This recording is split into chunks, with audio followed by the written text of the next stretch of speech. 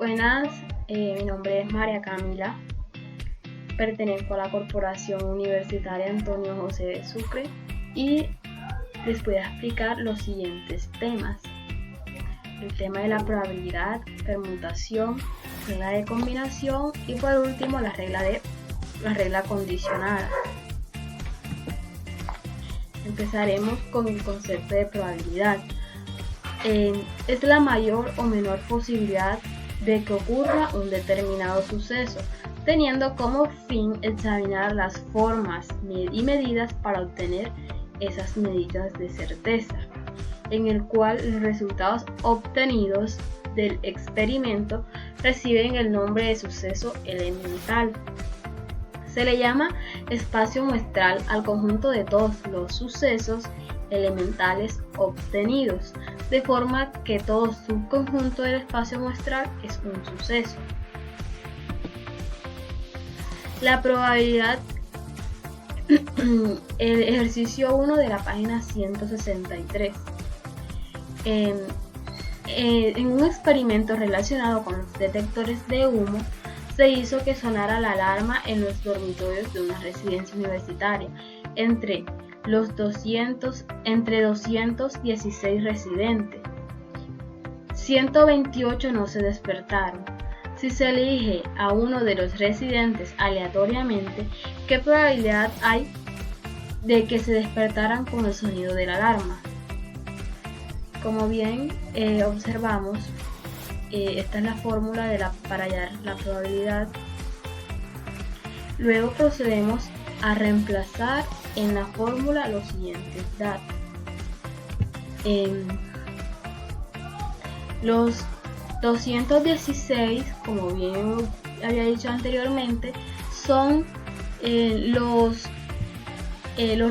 residentes el total de todos los residentes del dormitorio, mientras que los 128 fueron las personas que no se despertaron.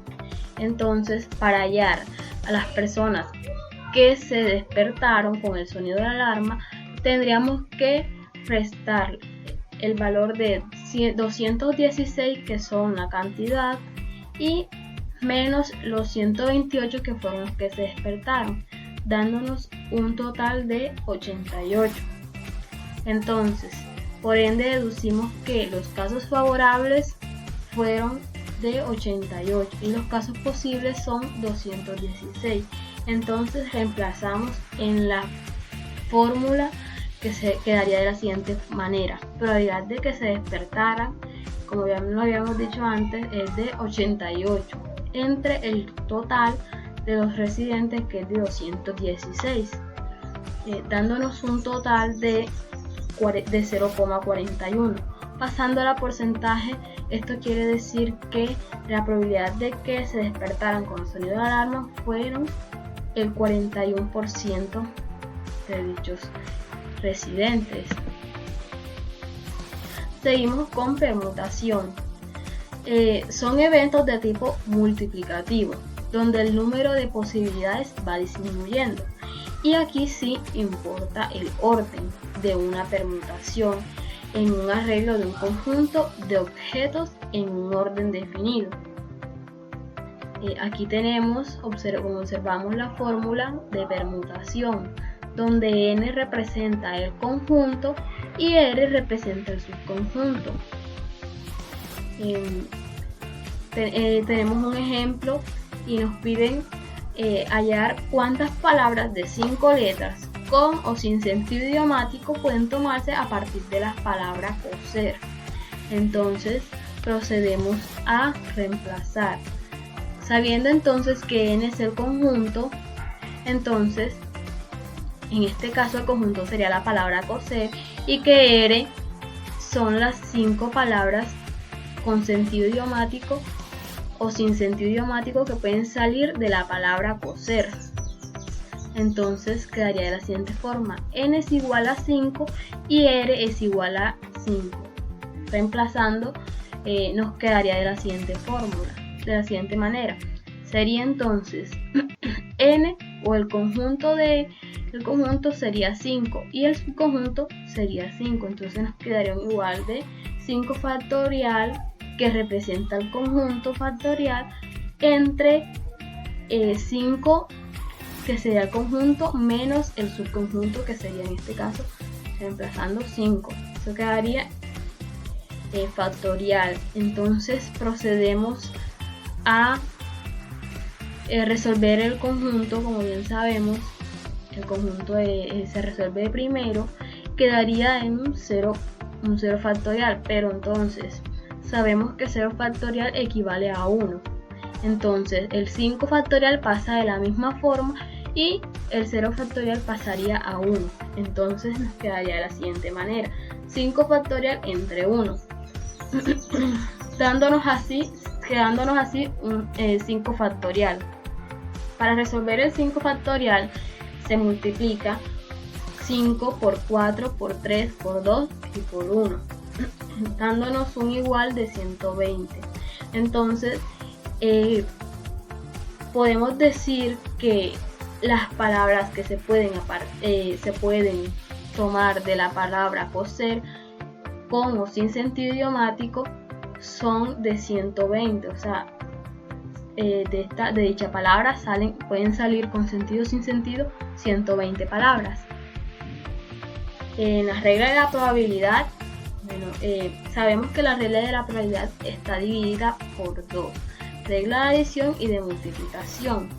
En este caso solo hablaremos de la regla de adición, y la cual se subdivide de dos eventos: excluyente y no excluyente, pero solo daré ejemplos de el no excluyente.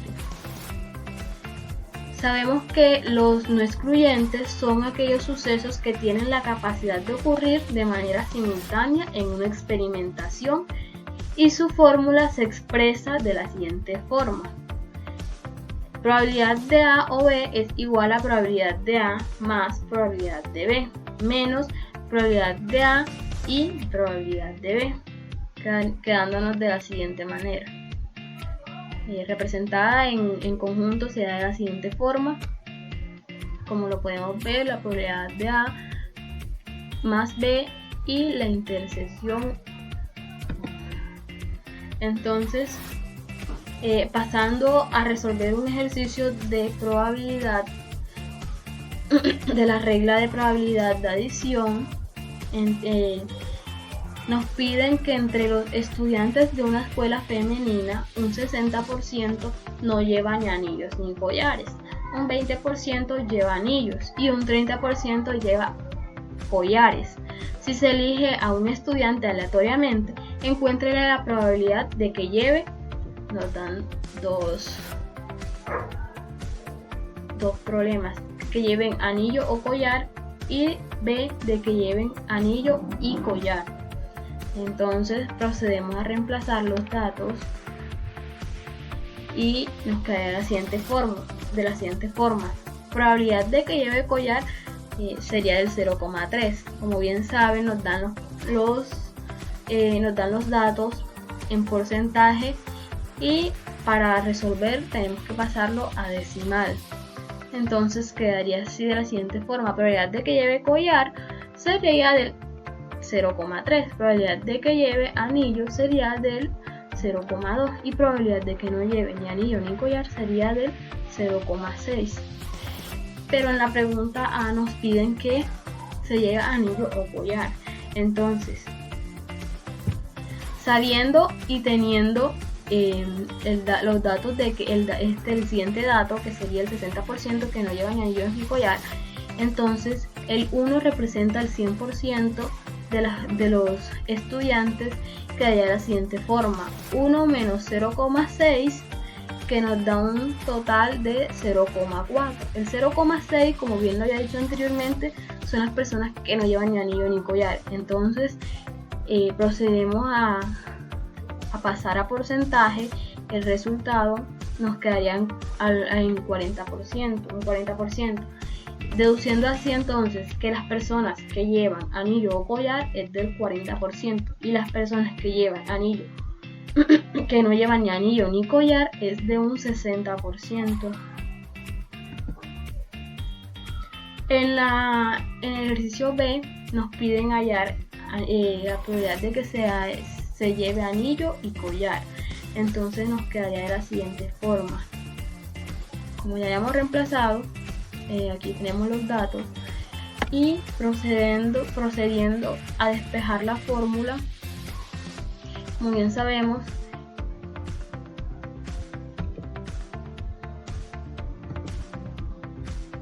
el que está sumando pasa a restar, entonces quedaría de la siguiente forma. Probabilidad de A y C es igual a probabilidad de C más probabilidad de A menos la probabilidad de A o C. Quiere decir entonces que la probabilidad de que lleve anillo y collar es igual a la probabilidad de que lleve collar más la probabilidad de que lleve anillo menos la probabilidad de que lleve anillo o collar. Reemplazando así, entonces nos quedaría que probabilidad de que lleve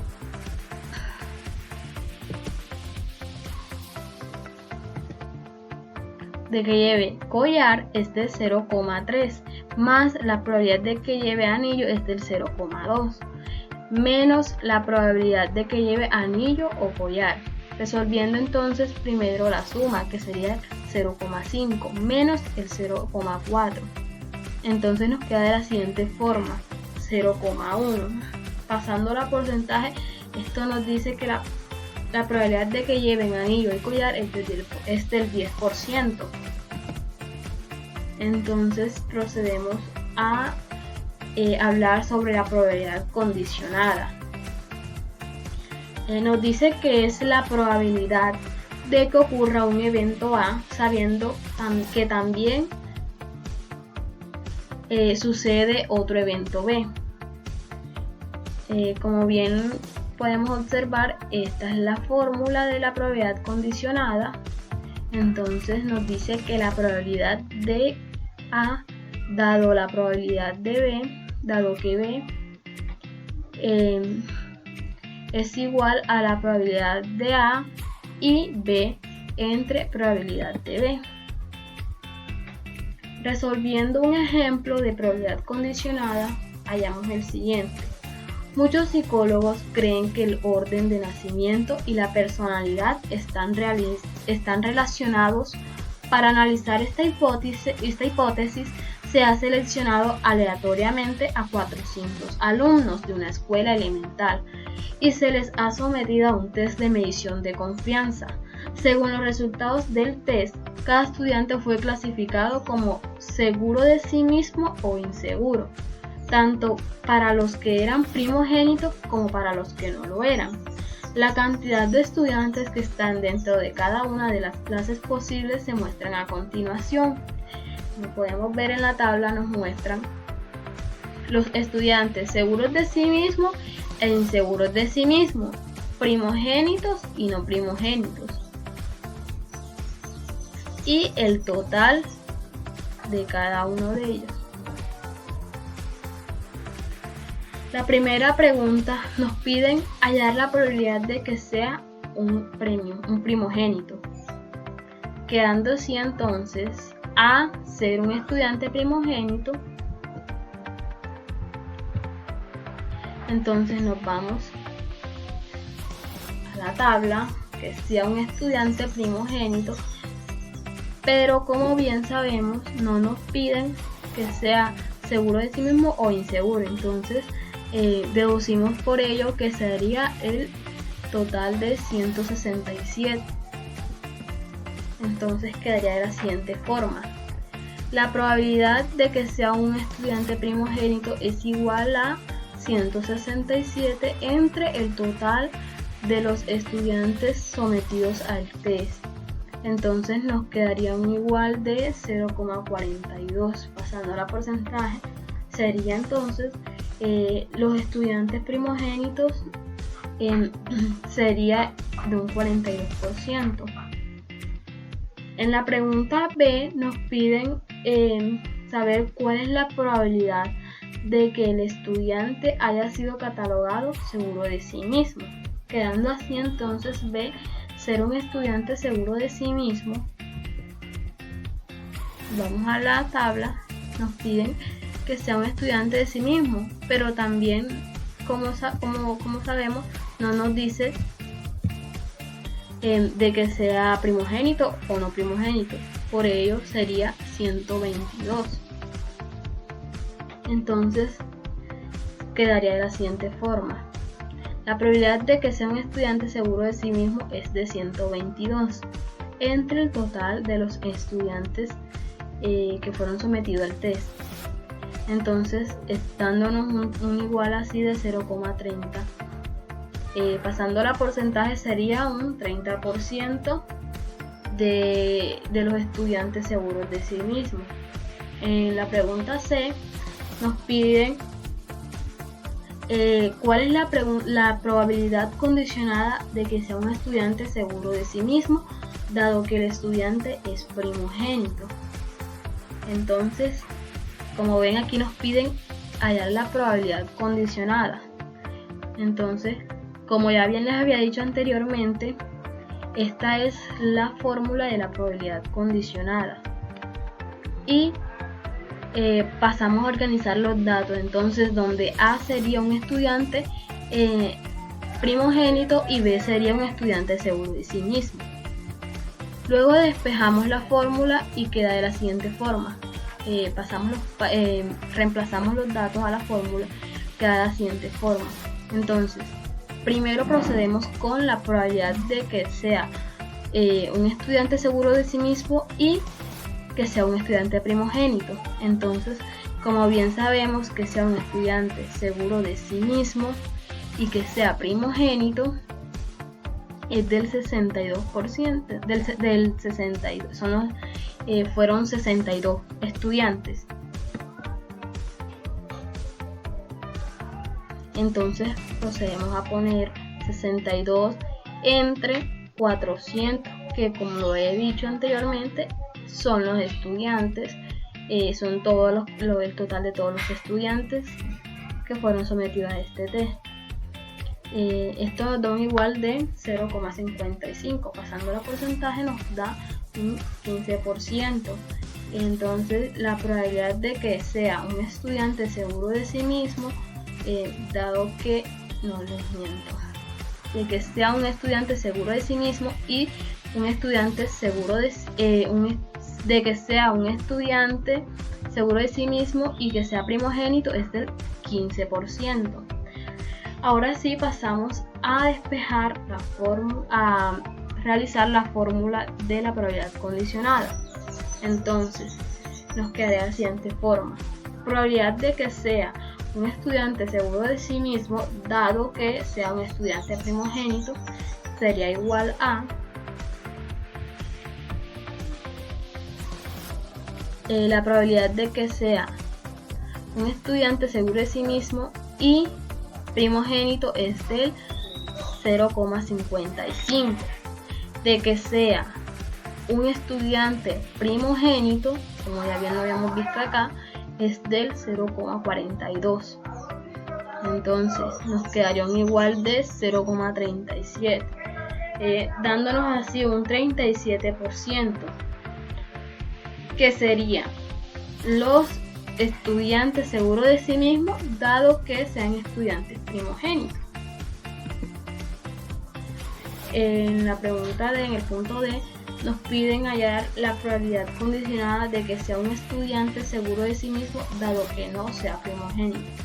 Como ya bien habíamos buscado, habíamos resolvido, la B ya la teníamos, que era seguro de sí mismo, ¿verdad? Pero nos piden que sea seguro de sí mismo, dado que no sea primogénito. Entonces procedemos a buscar en la tabla seguro de sí mismo y que no sea primogénito, nos da un 60.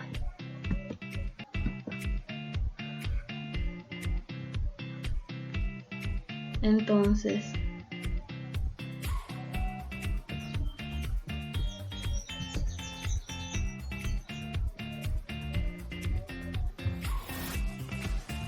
bueno, les miento, que no sea primogénito, que no sea seguro de sí mismo, es del 122. es lo que nos piden en el punto D, de que no sea primogénito. Entonces la probabilidad de que no sea primogénito sería de 233 y la cantidad de que no sea primogénito es de 233 entre el total de todos los estudiantes sometidos a dicho test, dándonos así un 0,58. Entonces sería, procedemos a reemplazar los datos y de igual forma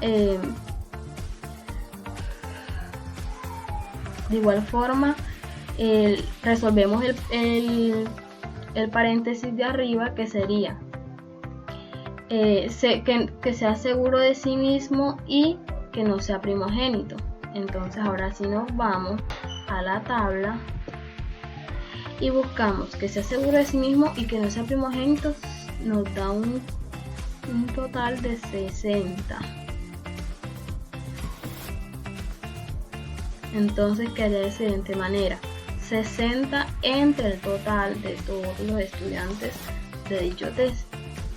Eso nos da un igual de 0,15. Entonces reemplazamos en la fórmula 0,15, que sería el paréntesis de la fórmula de arriba, que sería que sea seguro de sí mismo y no sea primogénito, entre la probabilidad de C, que no sea primogénito. Como bien sabemos, ya habíamos buscado que no sea primogénito, es de 0,58. Entonces resolviendo nos quedaría un 25, pasando a porcentaje sería un 25%, deduciendo así que la probabilidad condicionada de que sean estudiantes seguros de sí mismos, dado que no sea primogénito, es de un 25%. En el punto E, nos piden hallar cuál es la probabilidad condicionada de que los estudiantes sean un primogénito, dado que haya sido catalogado como seguro de sí mismo. En este punto ya teníamos de que A es ser un estudiante primogénito, que es igual al 42%, y que B es seguro de sí mismo, un 30%. Entonces, despejando nuevamente el paréntesis de arriba, queda de la siguiente forma: probabilidad de que sea un estudiante seguro de sí mismo y que sea un estudiante primogénito es de 62. Ya anteriormente lo habíamos buscado en la tabla y observamos que es de 62 efectivamente. Entonces, entre 400, que serían el total de todos los estudiantes sometidos a este test. Eso nos da un igual de 0,55. Pasándolo a porcentaje sería el 15%.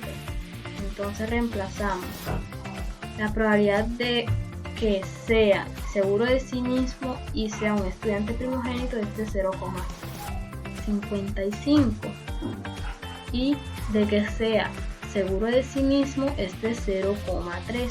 Entonces nos quedaría un igual de 0,51. Entonces podemos inferir que la probabilidad condicionada de que el estudiante sea primogénito, dado que haya sido catalogado como seguro de sí mismo, es del 51%. Muchas gracias.